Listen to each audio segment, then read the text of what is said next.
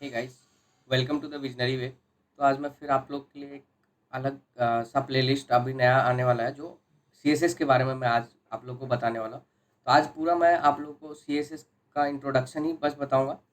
अगले उसके बाद अगले वीडियो से हम लोग पूरा टॉपिक वाइज उसको देखेंगे। तो हम लोग आज सीएसएस के का इंट्रोडक्शन में क्या क्या देखने वाले हैं हम लोग। सबसे पहले तो हम लोग देखने वाले हैं कि सीएसएस क्या होता है। दूसरा, सीएसएस कितने प्रकार टाइप्स के होते हैं, ठीक है। तीसरा, उसका सीएसएस का सिंटैक्स मीन्स उसको सीएसएस के लिए क्या क्या ज़रूरत है, मीन्स सीएसएस जो लिखते हैं उस कोड को लिखने के लिए क्या क्या सिंटैक्स ज़रूरत है। इस सब चीज़ के बारे में मैं आपको बताने वाला हूँ। तो और ये हमारा पूरा एकदम नया ट्यूटोरियल्स होने वाला, मीन्स नया प्लेलिस्ट होने वाला है। तो इसका एक सीरीज़ है, तो उसमें हम आप लोग को ये सब चीज़ बताएंगे। तो आज आप ये वीडियो थोड़ा लंबा जाएगा, तो आप लोग प्लीज़ इस वीडियो को पूरा लास्ट तक देखें, तो आप लोग को पूरा सीएसएस का जो है इंट्रोडक्शन पार्ट पूरा समझ में आ जाएगा। तो चलिए हम लोग अभी इसको थ्योरेटिकली समझ।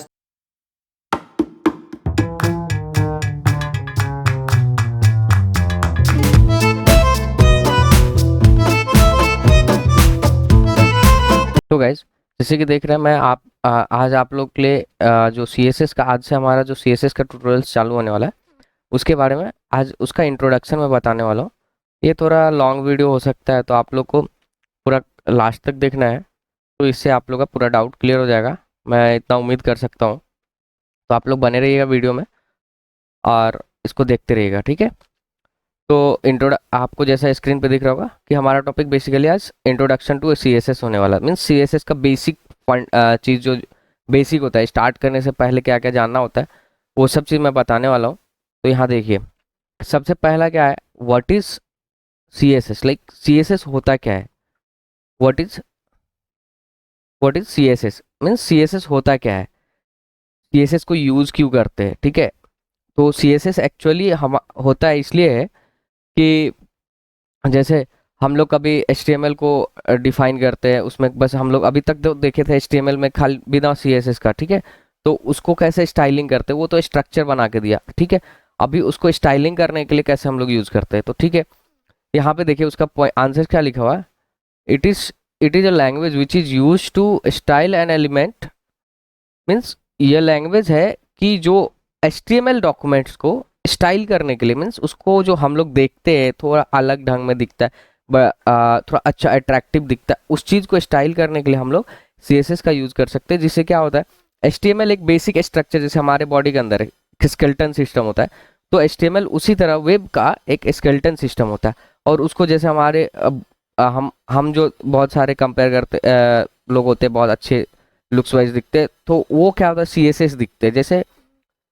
तो उससे हम लोग उस पेज को, वेब पेज को CSS के थ्रू अच्छा अट्रैक्टिव दिखने के लिए हम लोग CSS को यूज करते हैं, ठीक है। फिर उसके बाद क्या बोला, it describes how HTML element should be displayed. मैं वही जो बोला कि मतलब ये बताता है कि कैसे HTML एलिमेंट्स जो हमारा वेब पेज पे दिखेगा, वेब पे दिखेगा, ब्राउजर्स पे दिखेगा, वो किस तरह का दिखेगा, उस चीज को हम लोग यहाँ पे डिफाइन करते हैं, CSS के लिए उस चीज को यूज करते हैं, ठीक है। इस सब चीज को देखने के लिए हम लोग CSS का यूज करते हैं। दूसरा क्या है, what is the full form of CSS, like CSS का फुल फॉर्म क्या होता है। बेसिक क्वेश्चन आप कभी भी किसी से पूछोगे, आप कभी भी इंटरव्यू में बैठोगे तो आप बोलोगे अगर मुझे CSS आता है, तो CSS का सबसे पहला क्या होता है, क्वेश्चन आता है व्हाट इज CSS। दूसरा क्वेश्चन आता है कि फुल फॉर्म ऑफ CS क्या होता है, ठीक है। तो CSS का फुल फॉर्म यहाँ पे देखो लिखा हुआ नीचे, इट स्टैंड्स फॉर, देखिए यहाँ पे मेरा थोड़ा स्पेलिंग गलत हो गया, it it stands for cascading style seat. Like इस CSS का फुल फॉर्म क्या होता है कि C means cascading, S means style, S means seat, cascading style seat. Like CSS को क्या बोलते हैं, CSS का फुल फॉर्म कभी कोई पूछेगा तो हम क्या बोल सकते हैं, कास्केडिंग स्टाइल सीट। ये CSS का फुल फॉर्म हो गया, ठीक है। तीसरा क्या क्वेश्चन है, how many types of CSS, like CSS कितने टाइप्स के होते हैं, ठीक है। तो CSS बेसिकली 3 टाइप्स के होते हैं। पहला CSS इनलाइन CSS, दूसरा इंटरनल CSS, तीसरा एक्सटर्नल CSS। तो हम लोग बेसिकली अभी इसमें से दो हम लोग देख चुके हैं। जब HTML पढ़ रहे थे तो कभी कोई कोई सा टॉपिक में मैंने CSS का यूज किया है, तो उसमें मैंने इनलाइन CSS भी यूज किया है, इंटरनल CSS भी यूज किया है। और बेसिकली अब इस ट्यूटोरियल में हम लोग CSS का एक्सटर्नल CSS देख के बारे में देखेंगे। मेनली मेरा फोकस होगा कि आप लोग को एक्सटर्नल सीएसएस बताएं, ठीक है। तो इंटरनल इनलाइन सीएसएस क्या होता है, सेम सीएसएस का प्रॉपर्टी वैल्यू सब सेम होता है, बट उसको डिफाइन कैसे करते हैं, जब हम HTML लिखते हैं तो उस HTML के टैग के अंदर ही अगर हम CSS लिख देते हैं तो क्या हो गया, इनलाइन CSS हो गया। और इंटरनल CSS किसको बोलते हैं, तो दूसरा इंटरनल CSS क्या होता है, वो भी एक सेम HTML फाइल के अंदर ही इंटरनल CSS लिखते हैं। जो CSS का कोड हम लोग इंटरनल HTML के फाइल के अंदर ही लिखते हैं उसको इंटरनल CSS बोलते हैं, बट उसका एक सेपरेट इस जगह होता है। हम टैग में लिखेंगे तो उसको इनलाइन CSS बोल देंगे, लेकिन उसका एक सेपरेट मीन्स जगह होता है जहाँ पे हम लोग लिखते हैं। तो वो कहाँ लिखते हैं, जब हम लोग बॉडी से ऊपर हेड लिखते हैं, ठीक है, हेड टैग के अंदर जब हम लिखते जब वहाँ पे देखते हैं वो टाइटल टैग लिखते हैं, टाइटल के नीचे हम लोग CSS को डिफाइंस कर लिखते हैं। वहाँ पे क्या होता है, स्टाइल टैग ओपन करते हैं और उसको क्लोज करते हैं, उसके अंदर जो भी हमें CSS अप्लाई करना होता है उसको हम लोग वहाँ पे लिखते हैं। तो वो क्या होगा, इंटरनल CSS, ठीक है। तीसरा क्या होता है, एक्सटर्नल CSS।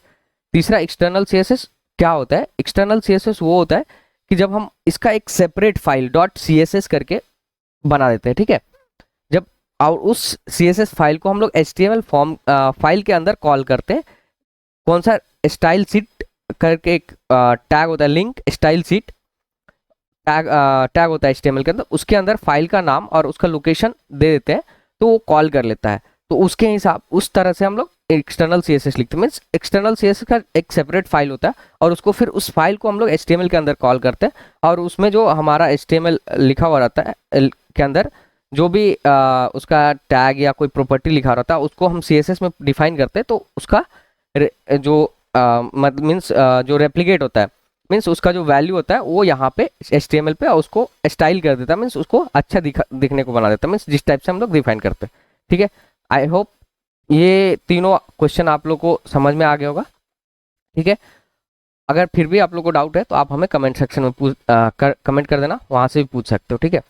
और चौथा क्या है, यहाँ पे देखिए syntax of CSS। Like CSS को हम लोग एक्सटर्नल CSS के अंदर एक्सटर्नल CSS में हम लोग CSS कैसे लिखते हैं, तो जो हम लोग इनलाइन और इंटरनल और एक्सटर्नल CSS का सिंटेक्स सेम होता है। इनलाइन में थोड़ा डबल कोड के अंदर लिखना पड़ता है, और जब टैग के अंदर लिखते हैं उसका प्रॉपर्टी एंड देन वैल्यू को डबल कोड के अंदर लिखना पड़ता है। और यहाँ पे जैसे कॉलन दिए हैं तो कॉलन को अलग से लिखना पड़ता है, मीन्स वहाँ पे इक्वल्स टू करके लिखना पड़ता है। तो मैं यहाँ पे स्क्रीनशॉट अटैच कर दूंगा इनलाइन का, इंटरनल CSS का और एक्सटर्नल CSS को कैसे लिखते हैं, ठीक है। तो एक्सटर्नल CSS और इनलाइन CSS तो यहाँ पे देख सकते हैं, बेसिकली यहाँ पे जो हम लोग ने आपको सिंटेक्स में लिखा है सेम उसी तरह से लिखते हैं। मैंने H1 का टैग लिया है, एग्जाम्पल लिया है, उसके बाद इनलाइन का मैं अटैच कर दूंगा, ठीक है। तो अभी देख लेते हैं syntax of CSS। Syntax of CSS क्या होता है, देखिए हम लोग बेसिकली CSS को लिखे, सिंटेक्स किसको बोलते हैं, CSS मीन्स कोई भी कोड को लिखने के लिए उसका जो बेसिक रिक्वायरमेंट होता है, उसका जो फॉर्मेट होता है उसको हम लोग सिंटेक्स बोलते हैं। तो वही syntax of CSS means CSS को लिखने के लिए बेसिकली जो फॉर्मेट उसका जो मैंडेटरी है उसके उस फॉर्मेट में ही लिखना पड़ेगा, तभी वो एप्लीकेबल होगा। तो उसी को सिंटेक्स ऑफ CSS बोलते हैं, ठीक है। तो मैं यहाँ पे एग्जांपल लिया हूँ H1। लाइक मैं अभी कोई प्रॉपर्टी और वहाँ टैग के अंदर नहीं डिफाइन किया, तो उसको मैं यहाँ पे अभी नहीं लिया, मैं डायरेक्ट इसको टैग के नेम से ही मैं उस टैग पे CSS अप्लाई करूँगा, उस तरह से एग्जांपल लिया हूँ। तो क्या करेंगे, अगर किसी टैग में हमें अभी प्रॉपर्टीज नहीं डिफाइन किया, मैं डायरेक्ट टैग के नेम से एक्सप्लेन करना चाहूँ, मीन्स प्रॉपर्टी अप्लाई करना चाहूँगा, CSS अप्लाई करना चाहूँगा, तो क्या होगा, यहाँ पे उस टैग का नाम लिख दीजिए, फिर कर्ली ब्रैसेस स्टार्ट कीजिए और उसको क्लोज कीजिए, ठीक है, जिस तरह से मैंने यहाँ पे किया है।